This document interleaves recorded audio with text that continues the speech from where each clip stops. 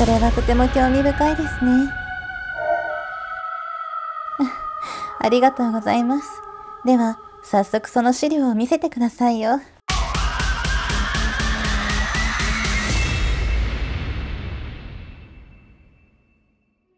私は今までに日本の呪いについていくつかお話しさせていただきました。最近話題にしているインドネシアにも呪いのようなものがあり、それはサンテと呼ばれる黒魔術です。現代日本では呪いの文化は衰退し、脅威とされることは少なくなってきましたが、インドネシアではまだこの類の黒魔術や魔術を刺激できる人が多くおり、現代でもなお脅威とされております。今回はそんなインドネシアの黒魔術サンテについてお話しいたしましょう。サンテは主に他者の昇進や成功に対して嫉妬した者が用いるとされております。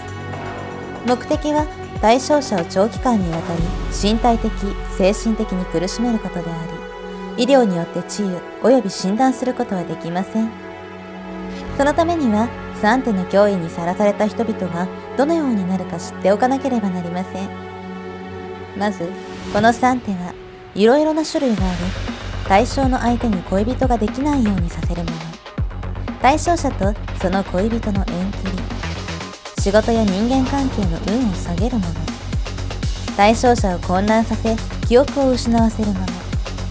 そして一番強力なものとして対象者に致命傷を負わせるものなどがあります。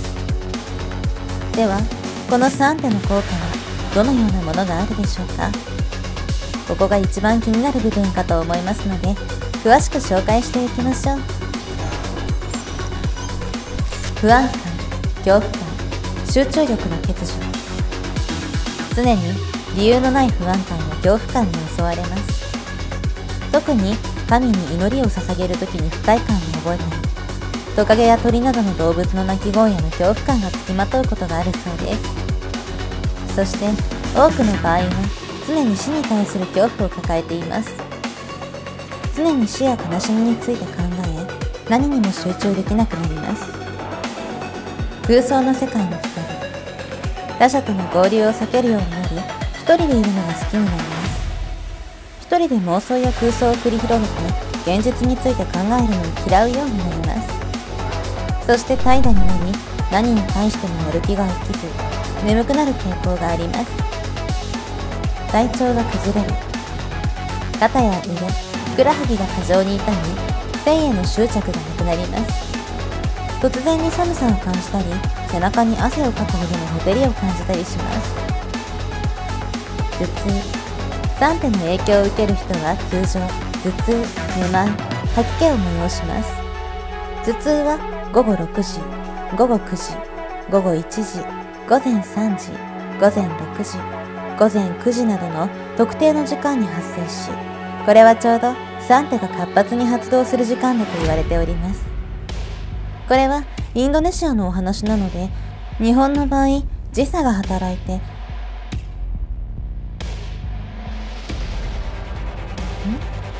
そもそも魔術にも時差が発生するのでしょうか。わからないので掘り下げるのはやめておきましょう。悪夢。例えば血の匂いがする食べ物を食べる夢、世界の終末の夢、拷問される夢、何かに追われる夢、死体が出てくる夢などなど、とにかく悪夢を見るようになると言われております。不眠。夜眠れなくなり、朝の訪れを憎みます。人によっては眠ることを恐れるようになります。理由もなく夜の不眠が長引きます。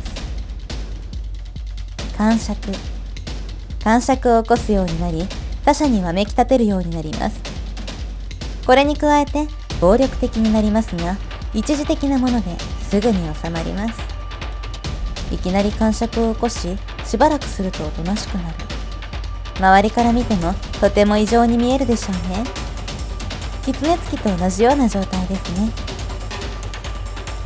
妊婦のように腹が膨れる。これは女性だけではなく男性にも発生する可能性があり、妊婦のように腹が膨れます。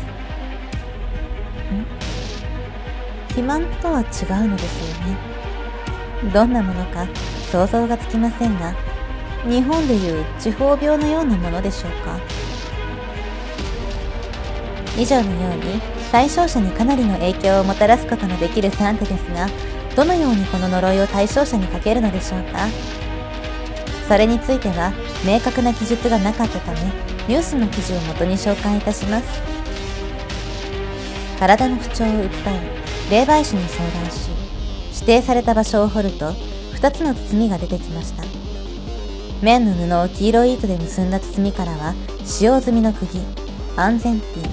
髪の毛が数本、小指ほどの大きさの骨が出てきました。もう一方の包みからは、青いプラスチックで包まれた人形のヘアタイ、磁石、7本の針が入っていました。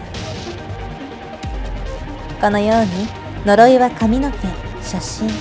人形、お香、花、爪など様々なものを利用して実行されます。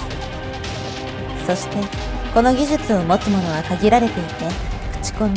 しばしばインターネットなどで依頼を行うことができるのだそうです。想像がつくかもしれませんが、呪いは目に見えないものなので、これを利用して詐欺を行おうとする者も少なくありません。これを利用した詐欺、そして詐欺でなく本当に人を呪おうとした場合も、証拠が揃った際には法で裁かれることもあるそうです。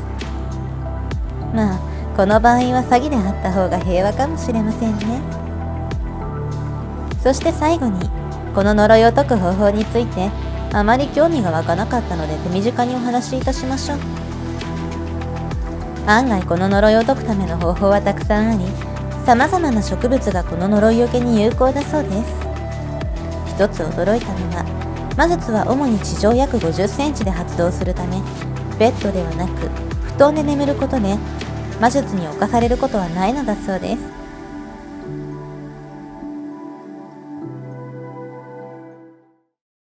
さてさて皆様、いかがだったでしょうか。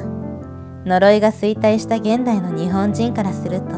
なかなか非現実的なお話だったのではないでしょうか。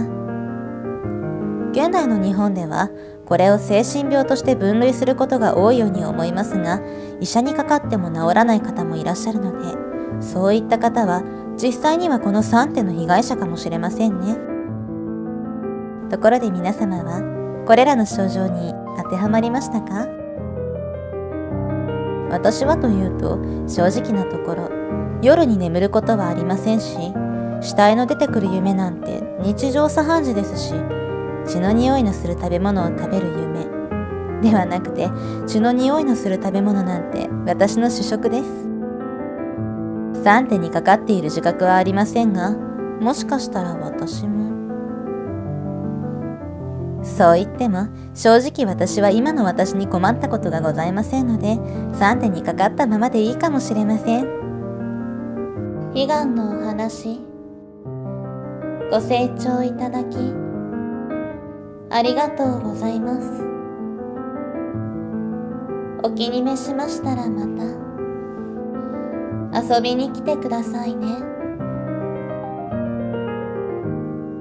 それでは、さようなら。